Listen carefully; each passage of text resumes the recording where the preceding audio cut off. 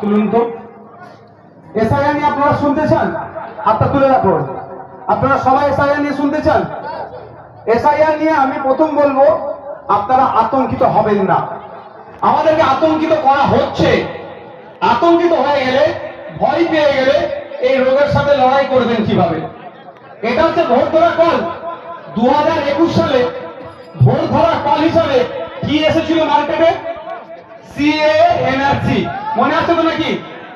NRC করে নাকি দেশ থেকে তাড়িয়ে দেবে, তৃণমূলকে ভোট দিয়ে আটকে দেবে, এই গল্প শুনিয়েছিল। কিন্তু আমি আপনাদের তখন কি বলেছিলাম? ভরসা রাখুন, আমার প্রতি বিশ্বাস রাখতে পারেন। মোদী, অমিত শাহ গেল, তাদের দলের পার্টির 14 পুরুষেরও ক্ষমতা নাই যে ভারতীয়কে কোন ভারতীয়কে এনআরসি করে তাড়াবা। 4 বছর পার হয়েছে, কেউ বলতে পারবে 4 বছরে ভাঙড়ের একটা কোন বুথের মানুষ বলতে পারবে যে এনআরসি বা কিছু করে দেশ থেকে তাড়িয়ে দিয়েছে? সে সাহসটা দেখাতে পেরেছে? বিশ্বাস করেছিলেন আমাকে? যাতে না এই